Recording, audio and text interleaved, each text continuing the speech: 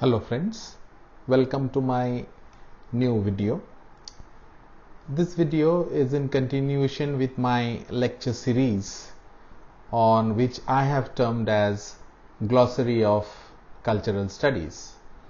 Now my intention of creating these videos is to give you an outline, a brief idea about the various important terms in the field of cultural studies which I feel are very important. And my objective is to make you understand these terms theoretically as per the definitions that are laid down by the theorists, and at the same time to make you understand the concept by giving you some very common day-to-day examples, so that the concept as such is clear to you, which ultimately is my aim. Because for me it is ultimately the concept which needs to be understood, and if we know the concept properly, then the whole gamut of that particular term and that particular sector or segment becomes very clear to us. Now, before I start, it is my humble request to you all once again that I really thank you all from the core of my heart, the kind of support that you have given me in I think a month's time, and that is giving me that energy to move ahead. And if you like my video, please subscribe to my YouTube channel. Now today I will talk about one important glossary in the field of cultural studies, which is very significant, which I feel is, and that is the term is circuit of culture. Now what exactly is circuit of culture? There are various definitions which are given, and people through their video lectures and presentations have tried to make this concept clear. And but somehow I feel that the day-to-day examples somehow are not up to that level where you can understand the concept. So my objective is to clarify this concept, this term, which is very significant from the cultural perspective, cultural studies perspective, is the circuit of culture. What do you mean by circuit of culture? Now theoretically, the circuit of culture is a theory of network which is used in the field of cultural studies. That is the theoretical definition, and this particular circuit as such formally came into being in 1997 by a group of theorists when they were studying the Walkman, the very famous Walkman cassette player. When they were studying this Walkman cassette player, this group of theorists devised this concept of circuit of culture. Now, who were the people?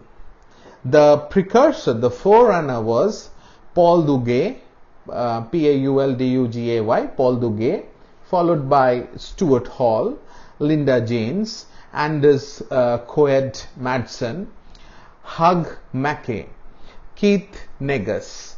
In their book, they wrote, all these people, they wrote this concept, clarified this concept of circuit of culture in a book, and that book's name is Doing Cultural Studies, the Story of the Sony Walkman.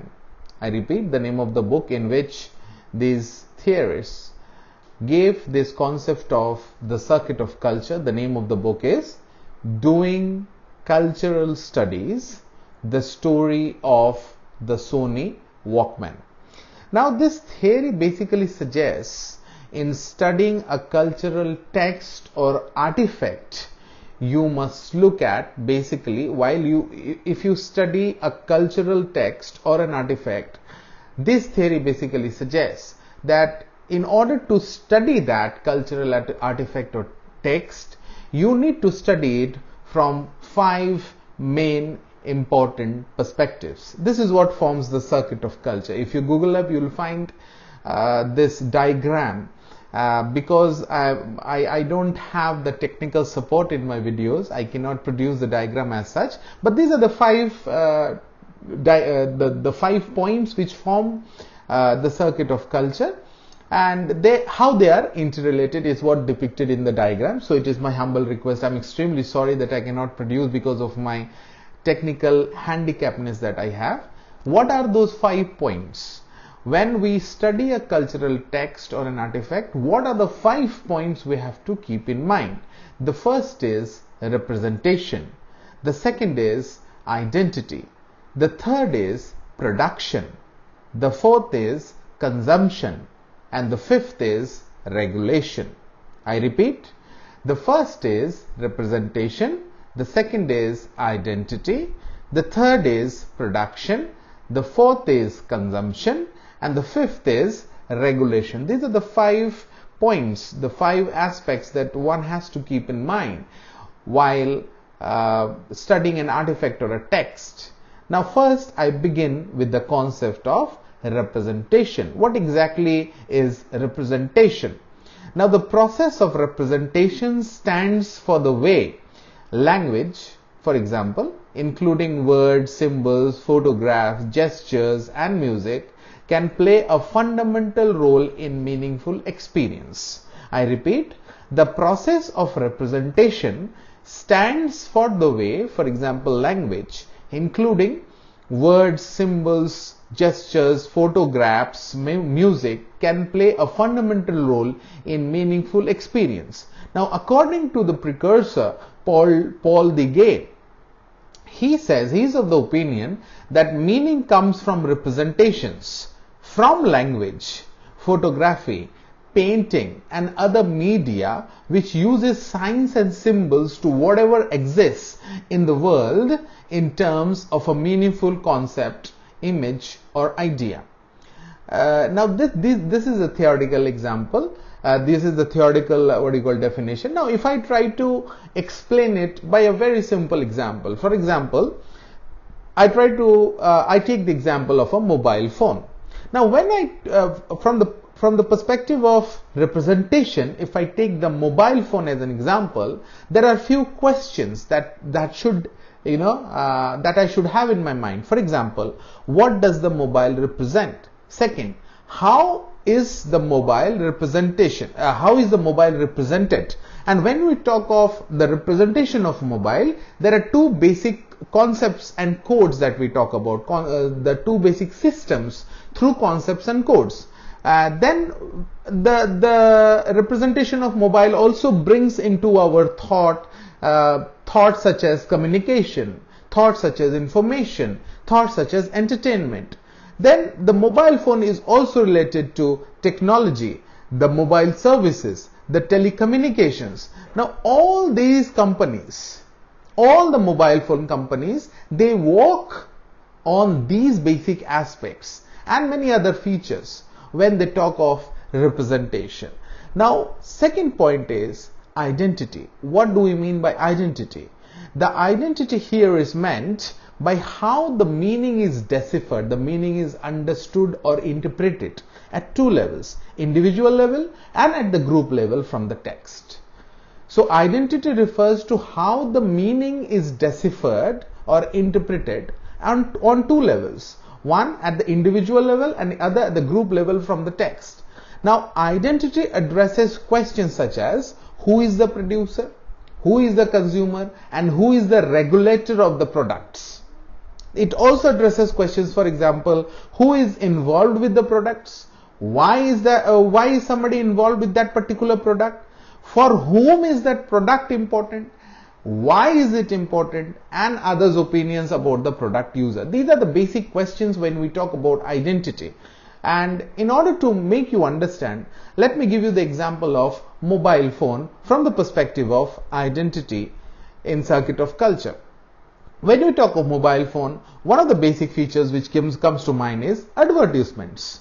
We give mobile, every mobile company gives mobile advertisements, and in those mobile advertisements you will see the youth are given importance. So the projected and targeted identity of the companies, of the mobile phone companies, they are basically the students, the youths and the businessmen. Then it also gives an image, the identity of what does it means to have a mobile. Now, there was a time when to have a mobile was the identity of intellectuals. It was the identity of the rich people. It was the identity of the educated people. And at present time also to some extent it is same. For example, if you take a brand of a mobile. So, this particular concept, and it also becomes trend to have smartphones nowadays, for example, for youth, and it also becomes an object of showing off richness. So, these are all the facets which are associated with the mobile phone as a concept. And these questions which are associated are based from point number 2 of circuit of culture, that is identity. Now, I come to the point number 3. What do you mean by production? From the perspective of circuit of culture. Now, the process of representing oneself, be it at individual, culture or society, is meant as production from the perspective of circuit of culture. Now, what do I mean by that? Here, it refers to the production of meaning. We are talking about the production of meaning, and mind you, meaning can be produced and reproduced in a number of ways. I will clarify it with an example. Now, production, what does production mean? Production encode dominant meanings into their cultural products. That is important. It includes dominant meanings of the cultural products. For example, when I talk of production, I said that it can be produced individually, it can be produced at the group level, at the society level. For example, when I talk about production from the perspective of cultural studies, I give you an example at individual level. Now, when you talk of individual level, one's own image is an example of production. And how does one create image? For example, if I want to create image, what do? I'll do basic things. For example, my manners, my behaviors, that is one aspect. And the second aspect is how do I dress up? That is my manifestation of my personality. So this is an example of production from the individual perspective. Now, if I talk about production from the product, product perspective, from a material product, for example, Samsung mobiles, they produce meaning about itself. If I take a particular company of mobile and it is Samsung mobile, what do I mean? Samsung produce meanings about itself in which they design, the way they design and they build the Samsung mobiles. So Samsung mobiles are different from Apple mobiles because Apple has its own individual characteristics which are different in some respects to that of the Samsung mobiles which are produced by the Samsung company. This I am giving you example, mind you, I'll recapitulate from the perspective of identity, from the perspective of production in the circuit of culture. Now, this act of meaning production may be unproblematic with the mainstream people, with the mainstream culture, and help that maintaining that hegemony that we talk about, the dominance of a particular set of scheme and values. That's not problematic. Alternatively, this production may also challenge certain dominant beliefs or values, and there lies the problem. The second point, that this production alternately can challenge. And what do I mean by challenge? I give a very small example of the pop culture in America. Now, when you talk about the pop culture in America, the first name, the contemporary name of pop culture in America when I talk about comes Lady Gaga. Now, Lady Gaga, when she appeared on the scene, at the beginning there was a lot of resistance about Lady Gaga because she did not dress the way it was expected from a female, from a singer, from a pop artist to be dressed. She did not dress. She had her own way of dressing sense, which was to some people very weird. What do I mean by weird here? Why people say something weird which is not common, which is very unnatural? So why did it happen? Why the problem arise? Because it deviated from the existing culture. It deviated from the existing schema about appropriate dress for someone of her class, race, gender and occupation. So this is an example. And the last thing that I talk about is, not the last thing, the next point that I talk about in the circuit of culture is consumption. Now, what do I mean by consumption from the perspective of circuit of culture? Now, consumption deals with questions, for example, how does a culture consume what is produced? Okay, first is how does a culture consume what is produced? And second question that comes is, does consumption of products or concepts are consumed in the manner in which it was intended?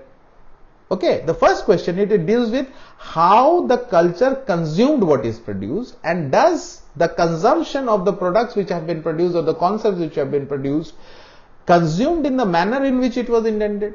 So, consumption of text, whether that text be it in the form of an output or a text or a conversation or a pop song, it reflects culture, values and expectations. Conforming to values and expectations, what does it happen? It leads to unproblematic consumption. It's what is expected. It fits the internalization, the schema of things. The problem arises is texts that do not fit in that schema are confronting, challenging, even shocking. For example, the movie Padmavat.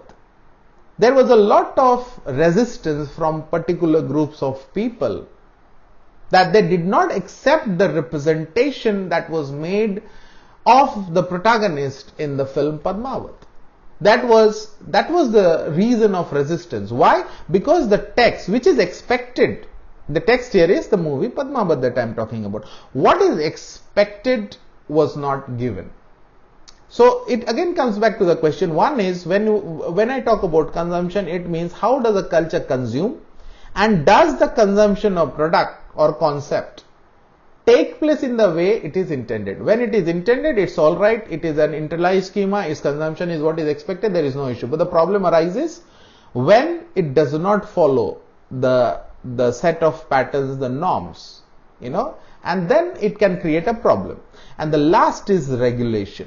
Now, regulation, as you can understand, regulation refers to the forces, the entities, the agents which constrain. They constrain the production, distribution, and the consumption of text. That can be anything. Here, text can be anything. It can be, for example, if I take what did I say? I said regulation refers to the forces which constrains. Which constrains what? The production, distribution and consumption of the text. Now here text can be anything. For example, I take the example of mobile phones. Now there was a time in 2014, our government of India banned a particular brand of mobile phones in India which was important, because it was considered that there was some duplicate and fake IDs, and our information was in a fake way, it was transferred to some other country. Now what did that happen? That particular company was stopped. There was a committee. There are committees, of course, to handle such situations and matters. And these committees, which are set by the government of India, they have their own policies. And with this, it has import and export policies. So this committee stopped the import as well as selling of that particular company mobiles in Indian market in the later half of 2014.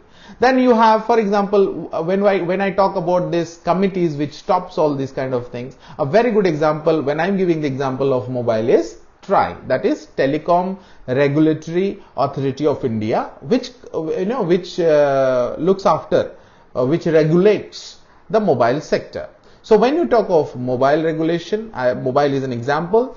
When you talk of the point regulation, basically it refers to the forces which constrain the production, distribution and consumption of the text. Text can be anything. Here I gave you the example of text as mobile. Now, so concludingly, what do I conclude? What do I say when I talk of circuit of culture? Circuit of culture perhaps is considered to be one of the most thorough examination of any cultural artifact, and that is why circuit of culture becomes very, very significant. This is one of the very systematic and thorough process of examination. Now, what are the points that are included? I repeat, in the circuit of culture, what are the important points that makes the circuit of culture running properly? The first is representation. The second is identity.